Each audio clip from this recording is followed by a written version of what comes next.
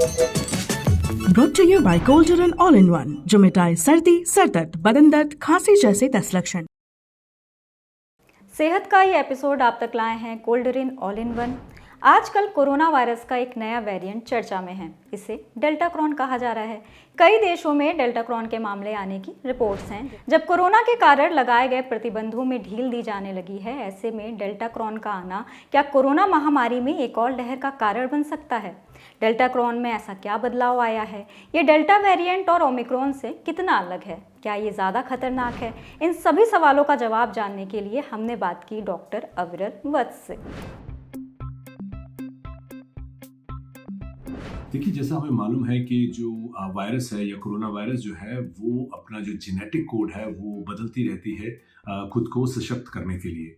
इसी के चलते डेल्टा वेरिएंट और ये जो बदलाव है उसके चलते हम इनको वेरिएंट्स कहते हैं, वायरस के वेरिएंट्स कहते हैं। और डेल्टा वेरिएंट था पिछले साल जिसने पूरी दुनिया में बहुत कहर मचाया था। इंडिया में भी बहुत बड़ी वेव आई थी और उसके बाद अब पिछले दिसंबर से ओमिक्रॉन वेरिएंट जो है वो पूरी दुनिया में फैल रहा है और इस समय ओमिक्रॉन BA.2 वेरिएंट जो है वो पूरी दुनिया में फैला हुआ है।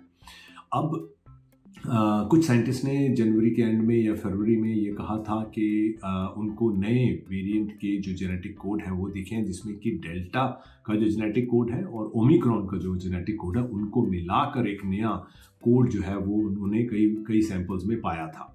ये जो है कोड्स ये जिसको उन्होंने डेल्टा क्रॉन का नाम दिया, ये US में, UK में, यूरोप के 2-3 देशों में जैसे डेनमार्क में ये पाया गया था। लेकिन इसके केसेस जो हैं वो कुछ ही थे, चंद केसेस ही पाए गए थे, 2, 4, 5 केसेस में ही पाया गया है। ये बहुत ज़्यादा फैला नहीं है। लेकिन हाँ, इसकी जो पुष्टि है वो ज़रूर की गई है कि ऐसा कॉम्बिनेशन वाला जो जेनेटिक कोड है वो दुनिया में पाया गया है और अलग अलग देशों में वो पाया जा चुका है। देखिए, जो डेल्टा था वेरिएंट वो काफ़ी घातक था और उससे बीमारी जो थी काफ़ी घातक होती थी और काफ़ी जाने गई हैं।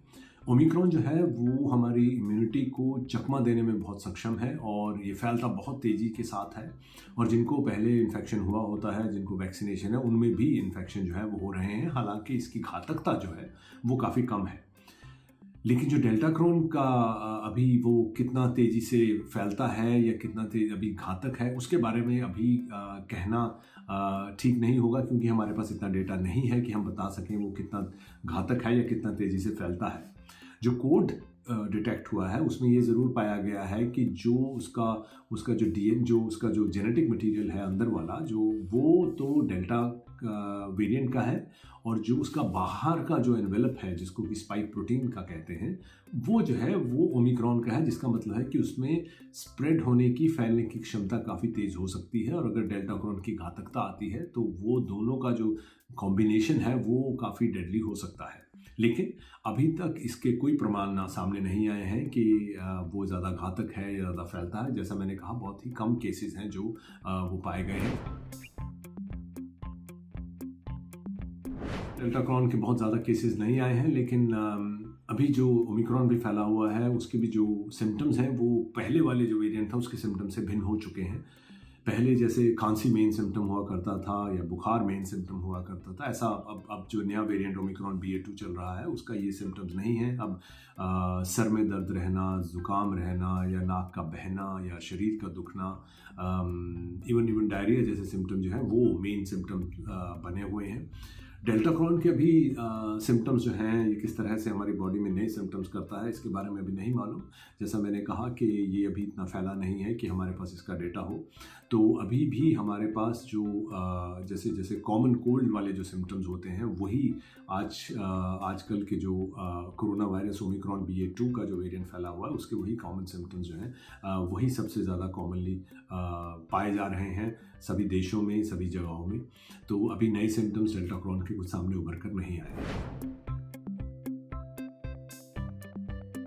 देखिए, सरकारों की तरफ से और इवन जो हम इंडिविजुअल हैं, हर इंसान है, हमारी तरफ से तैयारी बहुत सिमिलर है जो पहले भी होती थी कि हमें एक तो अपनी वैक्सीन की जो कम से कम 2 डोजेस तो ले लेनी चाहिए। उसमें हमें कोई कौतुकता नहीं बरतनी चाहिए, क्योंकि वो हमारी प्रोटेक्शन को मजबूत करती है। जिनको बूस्टर की एलिजिबिलिटी है, जो बूस्टर लगवा सकते हैं, सरकार ने जिनको अलाउ किया है वो अपना बूस्टर डोज ज़रूर जल्द से जल्द ले लें, क्योंकि बूस्टर जो है वो हमें ओमिक्रॉन से घातक जो बीमारी हो रही है उससे हमें डेफिनेटली बचाव कर रहे हैं। तो हमारी तरफ से और सरकार को भी इस बात पे कड़ी नज़र रखनी चाहिए कि कोई नया वेरिएंट तो नहीं आ रहा है, अगर आ रहा है तो वो कितना फैल रहा है। जीनोमिक सीक्वेंसिंग को और तेज़ रखना चाहिए, और जो रैपिड एंटीजन टेस्ट होते हैं उसकी जो अवेलेबिलिटी है उसको सब्सिडाइज किया जाए, अगर फ्री कर सकते हैं तो बहुत ही बेहतर है, क्योंकि ओमिक्रॉन में भी ये पाया गया है कि रैपिड एंटीजन टेस्ट बहुत ही असरदार हैं हमें पता करने के लिए ये वायरस जो है कहाँ कहाँ फैल रही है।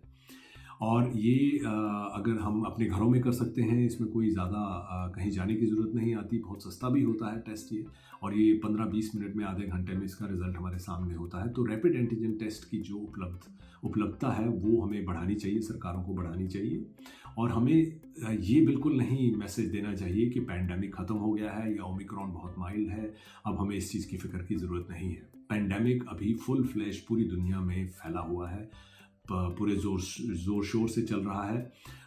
अभी इस साल के अंत तक कुछ आसार हो सकते हैं इसके थमने के, इसके नीचे जाने के, लेकिन अभी जो है केसेस भी बढ़ रहे हैं, डेथ्स भी हो रही हैं, और नई पॉपुलेशन जो है वो इन्फेक्ट भी हो रही है। तो सरकारों को और हर इंडिविजुअल को इस बात का ध्यान रखना चाहिए।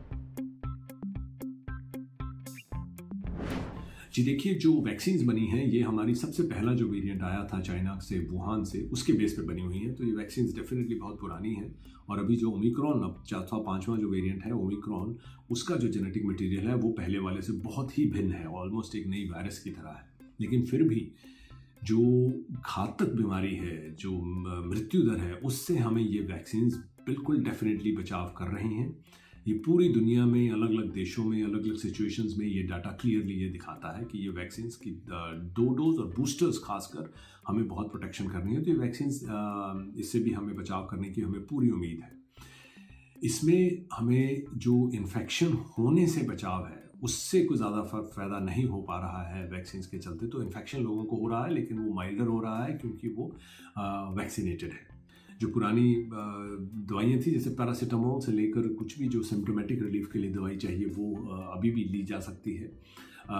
लेकिन जैसा मैंने कहा कि घातक जो बीमारी है उससे वैक्सीन सबसे ज़्यादा बचाव कर रही है और वो असरदार है, और बाकी जो हॉस्पिटल में जो इलाज होने वाली बातें हैं वो उनमें कुछ खास बदलाव नहीं आया है। 2-4 नई मेडिसिन आई हैं जो हेल्पफुल हैं। एक मोनोक्लोनल एंटीबॉडी के नाम से दवाइयाँ होती हैं जो नए वेरिएंट्स के ऊपर काम नहीं करती हैं, क्योंकि वो एक जीनोमिक सीक्वेंस जो जेनेटिक कोड होता है उस पर खास असर एक जगह पे जाके ही असर करती हैं, और जब वो बदल जाता है म्यूटेशंस में, वेरिएंट्स के चलते, तब वो असर करना बंद कर देती है। 1-2 एंटीवायरल नई मेडिसिन आई हैं वो काम कर रही हैं। तो लेकिन अगेन मैं फिर से दोहराना चाहूँगा कि वैक्सीन्स जो हैं वो हमारा इसमें सबसे बड़ा हथियार है। मास्क पहनना और वेंटिलेशन, हवादार इलाकों में रहना, हवादार घरों में, ऑफिसेज में रहना, ये हमारे सबसे बड़े हथियार हैं वायरस के अगेंस्ट प्रोटेक्शन के।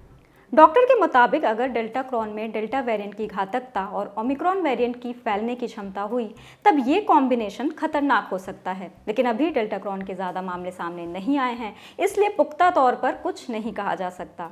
फिर भी इस पर नज़र रखना ज़रूरी है और कोविड के सभी प्रोटोकॉल्स का पालन करते रहना भी, क्योंकि वायरस के वेरिएंट्स आते रहते हैं और हमें नहीं पता कि कौन सा वेरिएंट कहर बरपाने के काबिल हो जाए।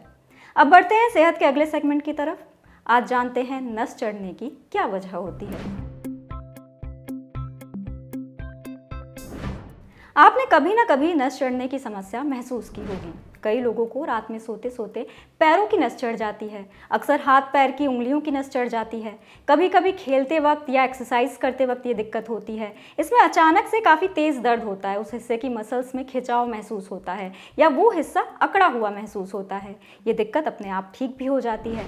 नस चढ़ने के दौरान उस हिस्से का हल्का मसाज करने से आराम मिलता है। लेकिन नस चढ़ने की वजह क्या होती है, ऐसे में क्या करना चाहिए, ये हमें बताया डॉक्टर सीमा धीर ने। वो कहती हैं कि नस चढ़ने की वजह ज़्यादातर शरीर में नमक या इलेक्ट्रोलाइट की कमी हो सकती है।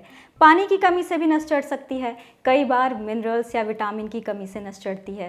इससे निपटने के लिए आपको पर्याप्त पानी पीना चाहिए। शरीर में नमक की कमी नहीं होनी चाहिए। ऐसा हो तो नींबू पानी, ORS, नारियल पानी जैसी चीज़ें लेनी चाहिए। अगर बार बार ऐसा हो रहा है तो doctor vitamin B, vitamin D, vitamin E वगैरह के टेस्ट करा सकते हैं और ज़रूरत पड़ने पर इनका सप्लीमेंट लेने को कह सकते हैं। अगर फिर भी नस चढ़ने की समस्या से आराम नहीं मिलता है तो ये चेक किया जाता है कि कहीं ऐसा किसी न्यूरोलॉजिकल बीमारी की वजह से ना हो रहा हो। इसलिए अगर आपको नस चढ़ने की दिक्कत अक्सर होती है तो डॉक्टर से ज़रूर कंसल्ट करें। अब बारी है सेहत के आखिरी सेगमेंट की, खुराक, एक झकास सी हेल्थ टिप। आज जानेंगे खाने की उन चीज़ों के बारे में जिन्हें फ्रिज में नहीं रखना चाहिए। हम खाने पीने की चीज़ों को फ्रिज में रखते ही हैं ताकि वो चीज़ें जल्दी खराब ना हों, लेकिन कई ऐसी चीज़ें हैं जिन्हें फ्रिज में नहीं रखना चाहिए। कौन सी हैं वो चीज़ें, ये हमें बताया डाइटिशियन शिवानी कंडवाल ने। वो बताती हैं कि बहुत से लोग केले को फ्रिज में रख देते हैं, लेकिन ऐसा नहीं करना चाहिए।